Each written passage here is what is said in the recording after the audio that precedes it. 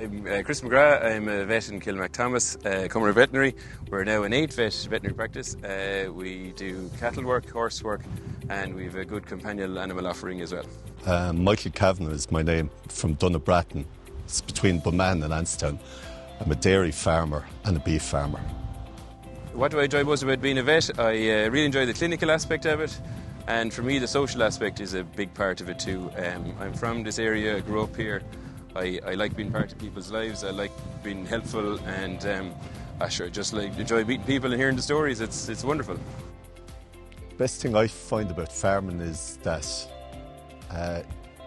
you're working for yourself and you can do what you like, when you like, and it's an enjoyable existence. For me, rearing healthy calves, the important factor is a healthy cow, producing good colostrum, fed really well to the calf, and a good calving environment to give the calves a really good start in life. I think get colostrum into them early. I think a decent house, and I think to try and keep it as clean as you can. I think they're the three most important parts of calf rearing. A practical tip for rearing calves, for me, in the last few years there's been a lot of construction work on farms. Some of the sheds I find they're fabulous, but they're quite big and very airy, and we felt some areas the calves can get cold in places, and we've sort of started introducing the calf huts in the house to give the calves an opportunity to find shelter within the house on a given night, and that's proved very effective and kind of a handy enough thing to do. Well, I wish I had a decent house earlier. I think good calf house is half the job and makes things very easy. Yeah.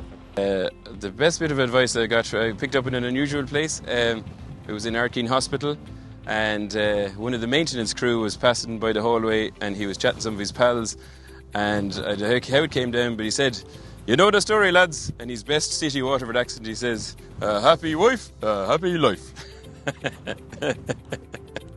The best piece of advice is just to keep at it, and the more you put in, the more you'll get out of it. You know, if you don't put it in, you're not going to get it out of it.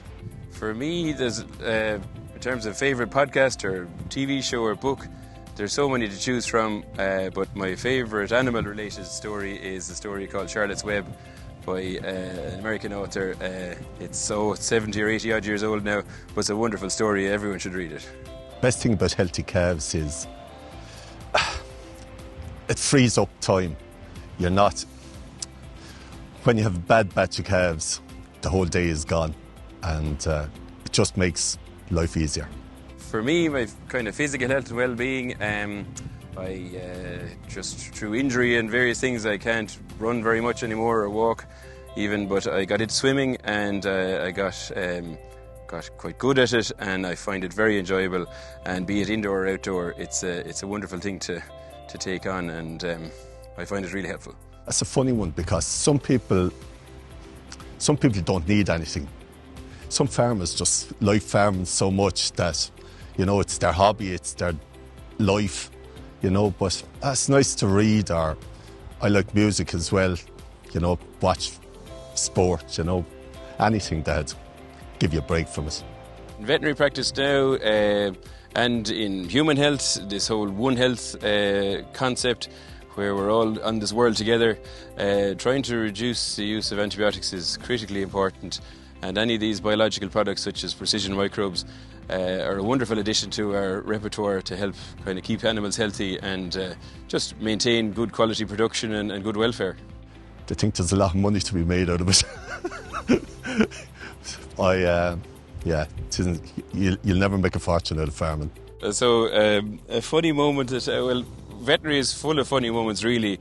I suppose it depends on your attitude and how you're feeling on a given day, but one of my favourite stories happened to me quite recently, this spring in fact.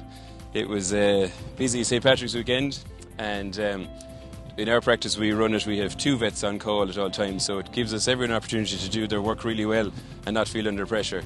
But my assistant rang me and she said, "I'm having difficulty with a cow here, I wonder would you mind having a look?"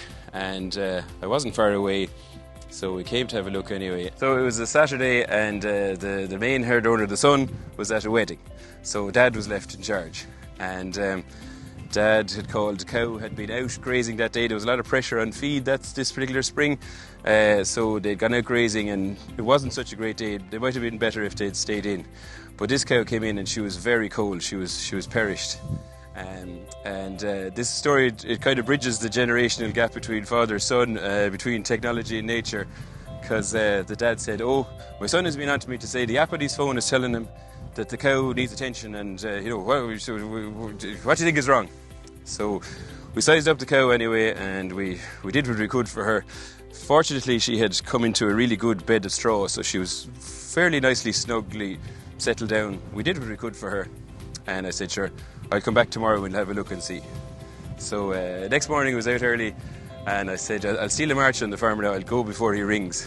So we went to the yard and went into where the cow was the night before, and she was gone. Nowhere to be seen. And he appeared anyway, a big beaming grin on his face, and I said, has Nicky Hannigan been here? Nicky Hannigan is our local fallen animal man. He's very efficient and very helpful, but to expect him out on a Sunday morning was unlikely. But anyway, I said, "Has he been here?" And she said, "Not at all, the cow was up, she's out grazing out the front, she's eating at the barrier."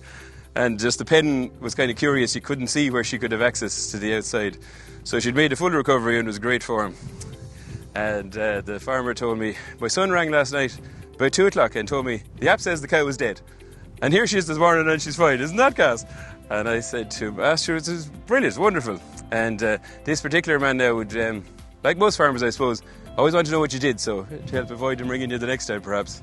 So he said to me, "Honest to God, yesterday, what did you give the cow?" And I looked at him and I said, "I gave her no hope." So we had a great laugh about it anyway, but that's one of my favourite stories. Just the end is near. In a couple of weeks it'll be all over, so it's always gets better. Well, it's important that they can come when you ring, and a bit of advice down the line as well. It all helps. Perfect.